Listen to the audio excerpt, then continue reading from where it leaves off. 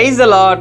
இன்றைக்கு உங்களுடைய வாழ்க்கையில ஏதோ ஒரு காரியத்துல நீங்க சிக்கி கொண்டு அதுல நீங்க வெளியே வர முடியாதபடி இன்னைக்கு நீங்க தவித்து கொண்டு ஏதோ ஒரு கஷ்டத்தோட நீங்க இன்னைக்கு வாழ்ந்து கொண்டு இருக்கிறீங்களா? இன்றைக்கு இயேசு அவருடைய வார்த்தையின் மூலமாக உங்களோட பேசி உங்களை பலப்படுத்த விரும்புகிறார். இன்றைய பலப்படுத்தும் வார்த்தை சங்கீதம் 70வது அதிகாரம் 5வது வசனம். Psalm chapter 70 verse 5. நீரே என் துணையும் என்னை விடுவிக்கிறவரும் ஆனவர். You are my help and my deliverer. ஹல்லேலூயா. இன்றைக்கு உங்களுடைய வாழ்க்கையில ஏதோ ஒரு பிரச்சனையில நீங்க சிக்கி கொண்டீங்க. இதுல இருந்து உங்களை விடுவிக்க யாருமே இல்ல, யாராலையுமே முடியலன்னு சொல்லி நினைத்து நீங்க இன்னைக்கு கவலையோட இன்னைக்கு நீங்க வாழ்ந்து கொண்டு இருக்கிறீங்க. உங்களுக்கு உதவி செய்யறதுக்கு கூட யாருமே இல்ல அப்படின்னு நினைத்து நீங்க இன்னைக்கு வேதனையோட இருக்கிறீங்க. இன்றைக்கு வேத வசனத்தின் மூலமாக இயேசு உங்களை பார்த்து சொல்லுகிறார், நான் உனக்கு இருக்கிறேன், நான் உனக்கு துணையாக இருக்கிறேன், நான் உன்னை விடுவிக்க வல்லமையுள்ள தேவன், நான் உன்னை விடுவிப்பேன் என்று அவர் உங்களை பார்த்து சொல்லுகிறார். இன்னைக்கு ஏதோ ஒரு பிரச்சனையில நீங்க சிக்கி கொண்டதன் நிமித்தமாக இன்னைக்கு நீங்க கலங்கி போயிருக்கிறீங்க. அந்த பிரச்சனையில இருந்து இயேசு உங்களுக்கு ஒரு விடுதலையை தருவார். அதுல இருந்து உங்களுக்கு ஒரு விடுதலையை கொடுத்து உங்களை சந்தோஷமாக வாழ வைப்பார். ஏதோ ஒரு பிரச்சனையில நீங்க சிக்கி கொண்டு இருக்கலாம், இல்ல ஏதோ ஒரு அடிமைத்தனத்துல இருக்கலாம். இந்த அடிமைத்தனத்துல இருந்து என்னால வெளியவே வர முடியலன்னு சொல்லி நீங்க கலங்கி போயிருக்கலாம். இன்னைக்கு இயேசு உங்களை பார்த்து சொல்லுகிறார், அந்த அடிமைத்தனத்திலிருந்து நான் உனக்கு ஒரு விடுதலையை தருவேன் என்று வாக்கு பண்ணுகிறார்.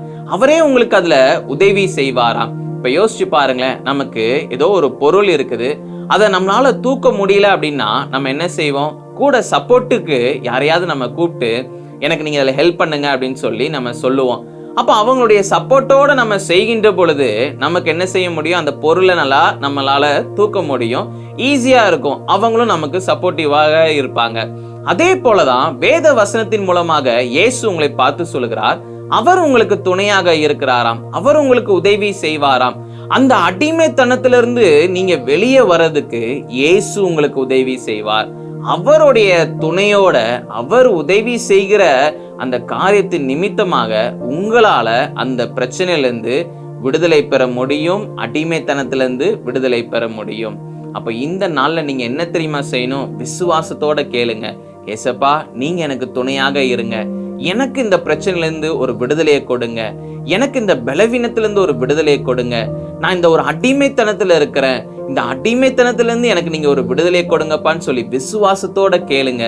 நிச்சயம் ஏசப்பா உங்களை விடுவிப்பார். நாம் எல்லாரும் கண்களை மூடி ஜெபிக்கலாம். எங்களை நேசிக்கிற நல்ல தகப்பனே, ஏசப்பா பிள்ளைங்க இந்த நாள் ஆண்டவரே அநேக பிரச்சனைகள்ல சிக்கி கொண்டாங்க, அநேக காரியங்கள்ல ஆண்டவரே ஏசப்பா அடிமைத்தனத்துல இருக்கிறாங்க. ஆண்டவரே ஏசப்பா இந்த நாள்ல உங்களுடைய உதவியை கேட்கிறாங்கப்பா. நீங்க பிள்ளைங்களுக்கு உதவி செய்யுங்கப்பா. நீங்க பிள்ளைங்களுக்கு ஆண்டவரே ஏசப்பா அந்த பிரச்சனையில இருந்து ஒரு விடுதலையை கொடுங்க, அடிமைத்தனத்துல இருந்து ஒரு விடுதலையை கொடுங்க, பலவீனத்துல இருந்து ஒரு விடுதலையை கொடுங்கப்பா. நீங்க பிள்ளைங்களுக்கு ஆண்டவரே உதவி செய்யுங்கப்பா. நீங்களே பிள்ளைங்களை வழி நடத்துங்க. இயேசுவின் மூலம் ஜெபிக்கிறேன் பிதாவே. ஆமேன், ஆமேன், ஆமேன். ஏசப்பா உங்களுக்கு துணையாக இருக்கிறார். அவர் உங்களுக்கு விடுதலையை கொடுத்திருக்கிறார். அதனால சந்தோஷமாக இருங்க. உங்களுடைய வாழ்க்கையில எந்த பிரச்சனையாக இருந்தாலும், இல்ல ஏதோ ஒரு காரியத்துல நீங்க சிக்கி கொண்டது போல இருந்தாலும் ஏசப்பா கிட்ட கேளுங்க. அவர் உங்களுக்கு உதவி செய்வார், உங்களை விடுவிப்பார். அவர் நிச்சயம் உங்களோட கூட இருந்து பெரிய காரியங்களை செய்வார்.